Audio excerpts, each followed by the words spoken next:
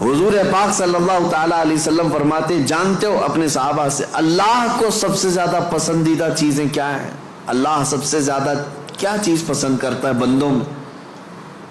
اس میں حدیث پاک میں ہے ننگوں کو کپڑا پہنانا، بھوکوں کو کھانا کھلانا، یہ اللہ کو بہت پسند ہے. لیکن ایک اور چیز ہے، رب تعالیٰ فرماتا ہے جب دنیا سو رہی ہو اور تم کھڑے ہو جاؤ اللہ کی بارگاہ میں، یہ اس کو اتنا پسند ہے رب تبارک و تعالیٰ کو، سارے عمل میں ساری اداؤں میں اسے پسند ہے.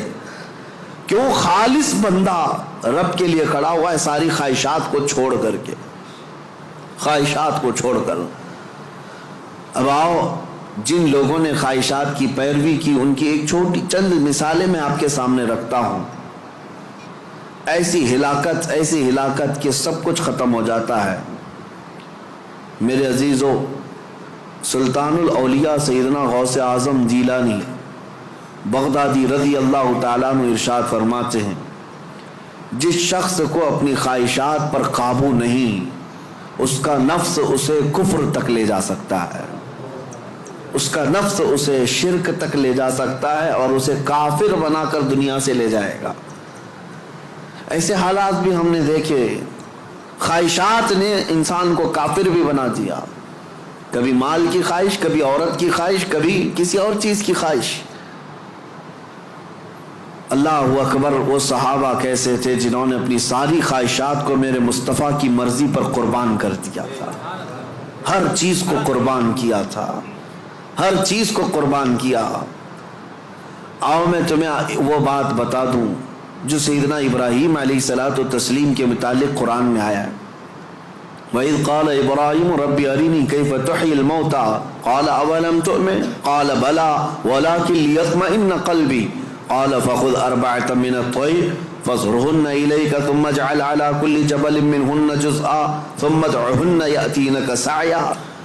قرآن کہتا ہے ابراہیم علیہ السلام نے ایک بار اللہ کی بارگاہ میں ذکر کیا کہ مولا تو مرے ہوئے لوگوں کو دوبارہ کیسے زندہ کرتا ہے؟ اللہ نے پوچھا کیا ابراہیم تمہیں اس بات پر یقین نہیں ہے؟ عرض کیا مولا یقین ہے لیکن آنکھوں سے دیکھنا چاہتا ہوں، تو مردے زندہ کیسے کرتا ہے؟ رب تعالیٰ نے فرمایا 4 پرندے لے لو، ان کو ذبح کرو، ان کا گوشت پورا قیمہ بنا کر مکس کر لو اور 4 پہاڑوں پر تھوڑا تھوڑا سب کا گوشت رکھ کر کے آؤ اور پھر ان پرندوں کے نام لے کر پکارو، وہ اڑتے ہوئے آئیں گے. حضرت ابراہیم علیہ السلام نے 4 پرندے لیے، ایک کوا، ایک مرغا، ایک کبوتر اور ایک مور. ان 4 پرندوں کا ذکر ہے، کوا، کبوتر، مرغا، مور. یہ 4 پرندے ذبح کیے، سب کا گوشت مکس کیا اور 4 پہاڑوں پر رکھ کر آئے اپنی جگہ پر. ان کی سب کی منڈیاں ان کے پاس تھیں، سر ان کے پاس تھے. پکارا ان پرندوں کا نام لے کر، ہوا میں وہ خیمہ اڑتا گیا، اپنے اپنے جسم سے ملتا گیا اور آ کر اپنے اپنے سر سے جڑ کر پورا پرندہ بنا. قرآن پاک میں یہ ہے واقعہ. سبع سنابل شریف میں میر عبد الواحد بلگرامی رحمۃ اللہ علیہ اس واقعے کو لکھ کر کے اب ارشاد فرماتے ہیں کیا کبھی تم نے یہ سوچا کہ ابراہیم علیہ السلام نے وہ 4 پرندے کیوں لیے؟ کون سے؟ کوا، کبوتر، مرغا، مور. یہی 4 پرندے کیوں لیے؟ انہی کو ذبح کیوں کیا؟ اور رب تعالیٰ کی قدرت کا مشاہدہ کرنا تھا. مری ہوئی چیز کو زندہ دیکھنا، آنکھوں سے مشاہدہ کرنا، یہ معمولی چیز تو نہیں ہے. اللہ کی قدرت کو دیکھنا ہے اپنی آنکھوں سے. یہ دیکھنے کے لیے کیا کیا ابراہیم علیہ السلام نے؟ 4 چیزوں کو ذبح کیا اور وہ 4 خاص پرندے ہیں. تو حضرت عبد الواحد بلگرامی فرماتے ہیں چاروں پرندوں کی 4 خصوصیت ہے. 4 پرندوں کی 4 خصوصیت. کوا، اس کی خصوصیت لالچ ہے. کوا لالچی بہت ہے، اس کا پیٹ کبھی بھرتا نہیں، کبھی پیٹ نہیں بھرتا، اس کے اندر لالچ زیادہ ہے. اور مرغا، مرغے کے اندر شہوت زیادہ ہے، مادہ کے لیے، اپنی عورتوں کے لیے شہوت بہت زیادہ ہے مرغے کے اندر. اور تیسرا کبوتر، کبوتر کے اندر دوستی کرنے کی عادت بہت ہے. سارے پرندوں میں جلدی دوستی یہی کرتا ہے، جلدی مانوس ہوتا ہے. فرینڈ بنانا یہ کبوتر کی عادت ہے۔ چوتھا مور کو اپنی خوبصورتی دکھانے کی خواہش بہت زیادہ ہے، نمائش دکھاوے کی عادت اس کو بہت زیادہ ہے۔ جب چار لوگ کھڑے ہوں گے اپنے پر کھول کر کے ناچتا رہے گا، اس کی خوبصورتی دیکھو۔ اب حضرت میر عبد الواحد فرماتے ہیں چاروں پرندوں کی خصوصیتیں پتہ ہے؟ کوے کی لالچ، مرغے کی شہوت، کبوتر کی دوستی اور مور کی نمائش۔ فرماتے ہیں حقیقت میں ابراہیم علیہ السلام نے جانوروں کو ذبح نہیں کیا، ان کے اندر موجود بری عادتوں کو ذبح کیا۔ ابراہیم علیہ السلام نے کوے کو نہیں لالچ کو ذبح کیا، مرغے کو نہیں شہوت کو ذبح کیا، کبوتر کو نہیں بلکہ ایرے غیرے کی دوستی کو ذبح کیا، مور کو نہیں دکھاوے کو ذبح کیا۔ اور جب بندہ یہ چار بری عادتوں کو ذبح کرتا ہے مولا اس کو اپنی قدرت کے مشاہدے کراتا ہے۔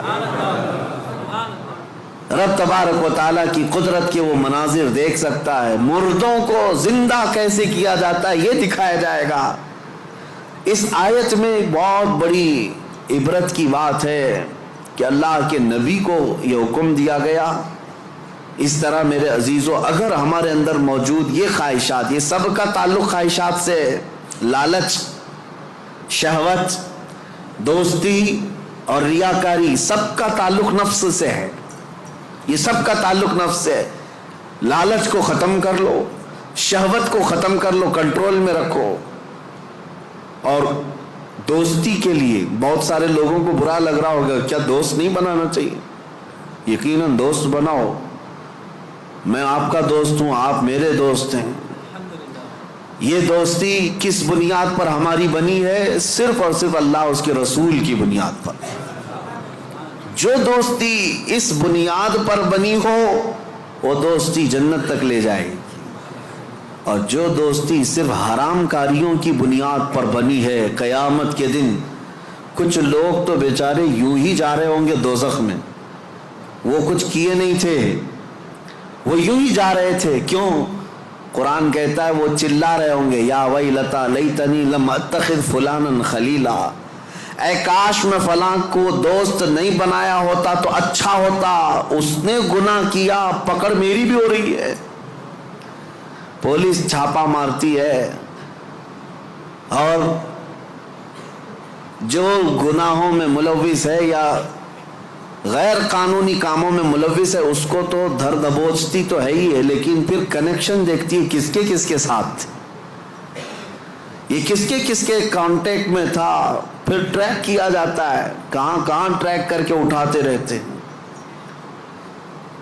ابھی ہمارے علاقے میں 6 مہینے پہلے کچھ وائلیشن ہوا تھا جس میں پکڑتے 150 تک کو لے کے گئے، صرف اس لیے کہ مین آروپی جو کام کیا تھا اس کو انہوں نے موبائل میں ادھر ادھر فارورڈ کیا تھا، یا صرف دیکھ کر کے اپنے پاس محفوظ کیا تھا۔ گناہ میں برابر کے شریک دنیا میں سمجھے جا رہے ہیں۔ تو دوستی میرے عزیزو یہ خواہشات پر اگر ہے تو یہ جہنم میں لے جانے والی ہے، اور ریاکاری یہ بھی بہت خطرناک چیز ہے۔ جس نے ریا کیا، دکھاوے کے لیے کوئی بھی کام کیا، قیامت کے دن سب اس کے منہ پر مار دیا جائے گا۔